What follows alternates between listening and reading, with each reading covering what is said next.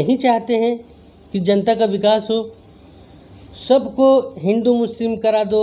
ऐसा सपना मत देख लो कि जनता के पैसे का पानी आप यहाँ से इकट्ठा करके नवादा और बिहार शरीफ ले जाए। देश पाकिस्तान छोटा देश है, हिंदुस्तान हमारा है, नेपाल हमारा, तो इस तरह लड़वा के आप सत्ता में आज। सर 15 साल पहले गलत था, हम तो कह रहे हैं आप 15 साल बनाम 15 साल करके आप एक डिबेट करा लीजिए कि आपने क्या किया 15 साल में और पहले क्या था। नमस्कार, आदाब, सत श्री अकाल। आप देख रहे हैं पब्लिक ओपिनियन इंडिया। मैं शहबाज आपके साथ। इस वक्त हम मौजूद हैं हेमंत कुशवाहा जी के साथ। बहुत बहुत शुक्रिया आपका कि आपने हमारे चैनल के लिए वक्त निकाला। बहुत बहुत धन्यवाद। यह मेरा सौभाग्य है कि आपके चैनल के माध्यम से हम अपनी बात जनता तक पहुंचा सकें। मेरा पहला प्रश्न आपसे ये है कि बिहार में प्रवासी मजदूर आए, जिस तरह बिहार सरकार ने आश्वासन दिया था उनको रोज़गार दिया जाएगा, इस पर आपकी क्या प्रतिक्रिया? देखिए, सबसे पहले तो हम जहाँ तक बात करें रोज़गारी की और बेरोज़गारी की, प्रवासी तो अभी आए हैं। पिछले कई सालों से हम देख रहे हैं कि हम अगर युवाओं की बात करें, हम किसी पार्टी के प्रवक्ता नहीं अगर हैं, लेकिन अगर हम युवाओं की बात करें और हम सवाल करें तो सवाल होता है सीधे आपके प्रशासन जो भी अभी है सत्ता में, किसी पार्टी विरोधी हम बात नहीं करते हैं, लेकिन जो भी है, जो संस्था जो चला रही है आज सरकार, उनसे सवाल कुछ उठता है। सबसे पहला सवाल है मेरा, आज तो ठीक है महामारी का समय है, मैं ये जानना चाहता हूँ क्या आज के समय में कोई ऐसा पार्टी है जो जनता के लिए सोचती है? आपको कुछ एग्जाम्पल मैं बताता हूँ। जैसे हमारे जैसे लोग की बात करें, हम 40 साल से ऊपर हैं, प्राइवेट में नौकरी करते हैं। अगर हमारे पास सरकारी नौकरी नहीं है और आज लॉकडाउन के बाद ये स्थिति बनी हुई है कि आगे भी हमारी नौकरी रहेगी कि नहीं रहेगी, ये एक सोचने वाली बात है। तो वैसे आदमी का जो इस एज के बाद जब उसकी नौकरी चली जाएगी, उसके बच्चे पढ़ रहे हैं, परिवार है, वो कहाँ जाएगा, क्या करेगा? आप केंद्र की सरकार से बात करिए, वो बोलेंगे कि 70 साल में उन्होंने लूट लिया। बिहार सरकार से बात कीजिए, वो बोलेंगे 15 साल में उन्होंने लूट लिया। सर, उन्होंने कुछ गलत किया तभी आपको मौका मिला। आप आज की बात क्यों नहीं करते हैं? जब बिहार में पूछा जाता है कि आज हॉस्पिटल की व्यवस्था ख़राब है, तो आप कहते हैं कि 15 साल पहले गाय भैंस चलता था। अरे सर, पर चाहे गाय भैंस चलता था, लेकिन आपने क्या किया? हम यही जानना चाह रहे हैं कि आप क्या कर रहे हैं, उसका जवाब आप दें। लॉकडाउन जब हुआ था तो बाहर से हमारे बिहार के जो कई मज़दूर थे वो बिहार वापस आए थे और अब वापस जा रहे हैं, तो फिर उनके जाने के पीछे वजह क्या रही होगी? सवाल फिर वही आता है, रोज़गार। एक ये चुनाव के टाइम एक लो हैंगिंग फ्रूट्स बोलते हैं हम लोग, कि जब सबसे नीचे जो पका हुआ होता है तो वो ऐसे लटकाया जाता है, बच्चे उछलते हैं उसको पकड़ने के लिए। रोज़गार कहाँ से देंगे सर? आपने एक इंडस्ट्री डेवलप किया तो बताइए, 15 साल में हम बात वही करना चाह रहे हैं। आप 4 महीने में लॉकडाउन में कहाँ से रोज़गार देंगे बच्चों को? या जो लोग आए हैं वो तो इसी उम्मीद में आए हैं कि बिहार में जाएंगे, अपने घर में 2 रोटी ही खाएंगे, लेकिन कहाँ से देंगे आप? कोई ऐसा नीति बताएं जिसके लिए आपने कुछ काम किया हो आम जनता के लिए, आम युवा के लिए, और हमारे जैसे लोग जो आज एक एज के बाद कुछ नहीं कर पाएंगे। हम इसके बाद इंडस्ट्री लगाने चाहें, आज हमारा अगर नौकरी नहीं रहा और हम इंडस्ट्री लगाना चाहें तो इतने जो हमारे ऊपर चेक्स डाल दिए जाते हैं, हम कहाँ से कर पाएंगे? तो आप किसी को प्रोत्साहित नहीं कर रहे हैं, हतोत्साहित कर रहे हैं। बंदा जाता है बहुत शौक से, जीएसटी लेता है, काम करता है, 6 महीना साल भर काम नहीं करता और पता चलता है 5,000, 10,000, 15,000 वो भर दिया जीएसटी में। क्यों भाई? क्योंकि जीरो बैलेंस भी भरना है।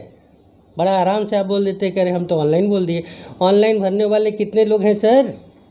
ये सोचना पड़ेगा। और जो बंदे बैठे हुए हैं कंप्यूटर पे, वो बिजनेस यही कर रहे हैं ना कि 200-300 रुपये लेके आपका भरते हैं। तो आप किसको, और पेनल्टी आप जीरो बिजनेस वाले पे भी ठोक रहे हैं, ये तो हद हो गई। तो कहाँ से इंडस्ट्री रोज़गार देंगे?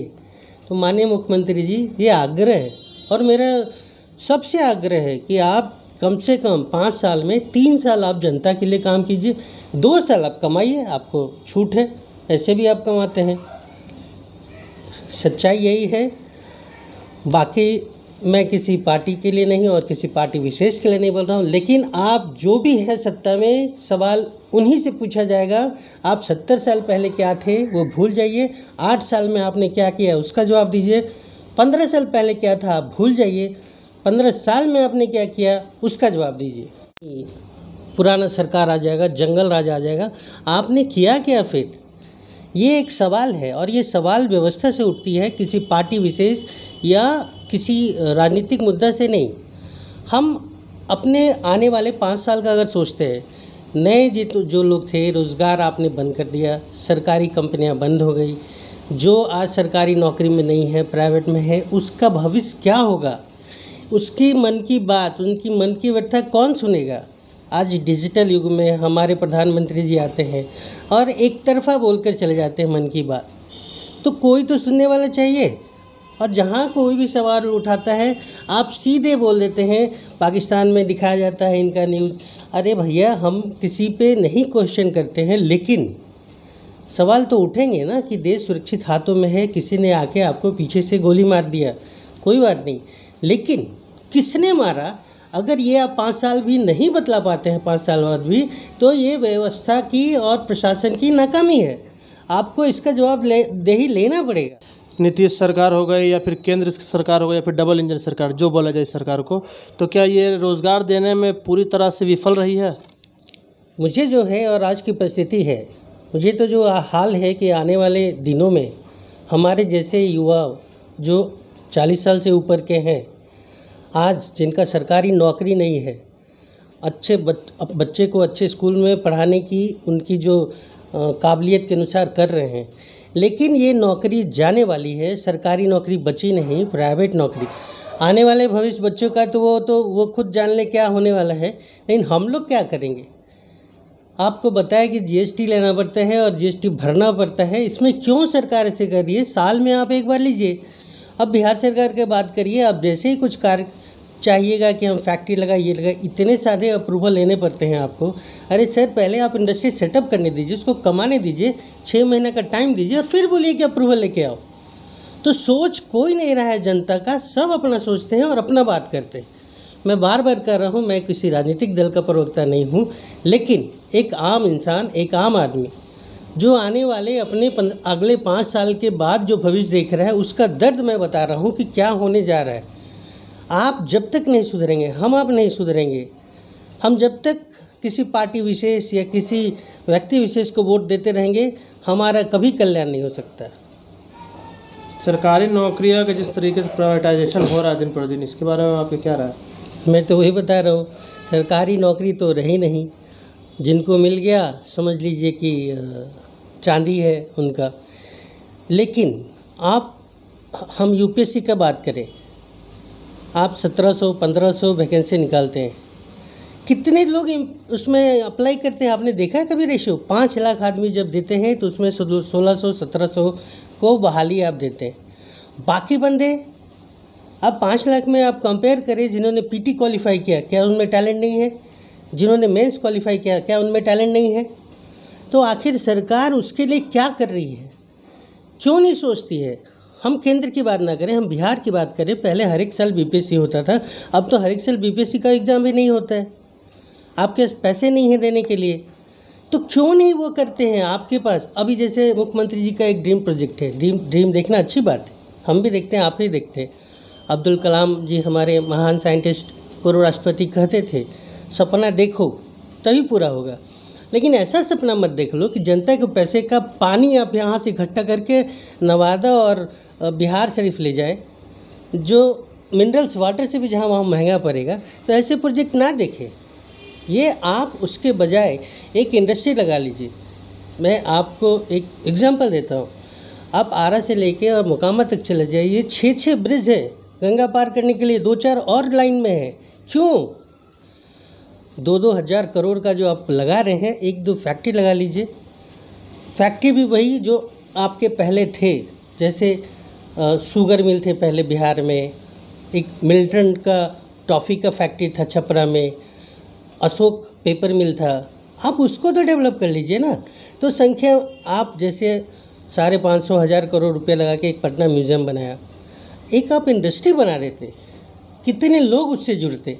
तो ये सोच आज के सरकार में किसी के पास नहीं है। सबको सत्ता सुख चाहिए, चाहे वो पक्ष में हो या विपक्ष में हो।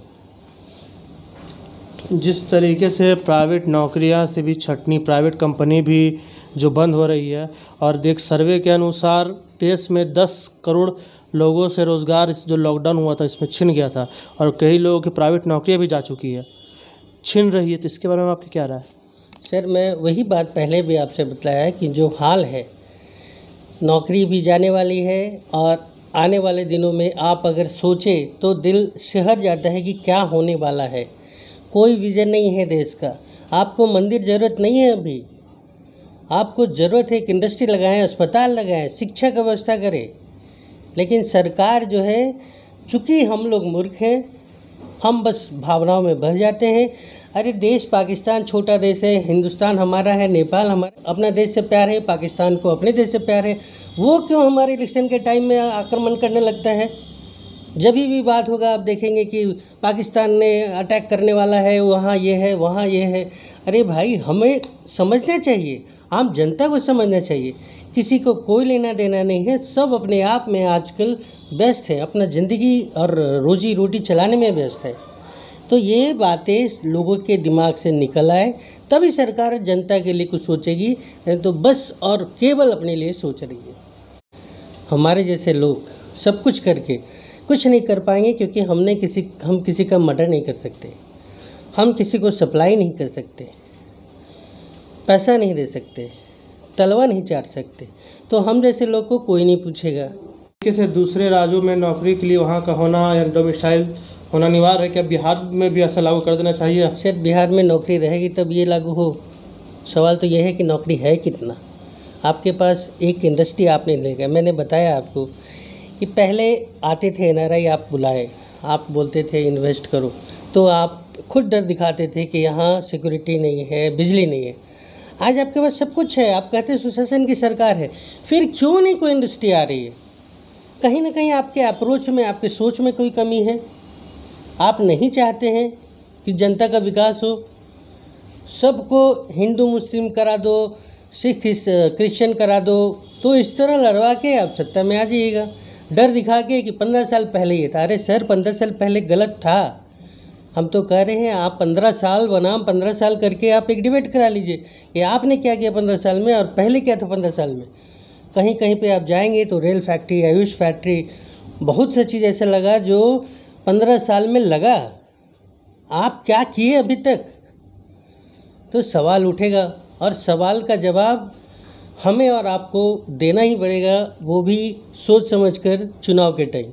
आने वाले दिनों में अगर उनकी नीयत साफ़ हो और कुछ सोच बदले तो कुछ देश का लोगों का भला हो जाए। अन्यथा आप अगर सोचिए पार्टी और इससे ऊपर उठकर, जात पात और सबसे ऊपर उठकर सोचिएगा, तो आपको ये फील होगा कि आने वाले दिनों में उनका भविष्य क्या होने जा रहा है। वो रोड पे आएंगे तो कौन उनको पूछने वाला है? ये सब है, यही जो सच्चाई है आज की, यही सच्चाई है। जैसा कि आपने देखा कि हमारे साथ हेमंत कुशवाहा जी थे। उन्होंने अपनी बात रखी कि जिस तरीके से बिहार में बेरोज़गारी के जो हालात हैं, देश में जो बेरोज़गारी के हालात हैं, या प्रवासी के जो हालात हैं, एक युवा हो के उनकी बात हमने जानी। ज़्यादा अपडेट्स के लिए हमारे चैनल को लाइक करिए, शेयर करिए, सब्सक्राइब।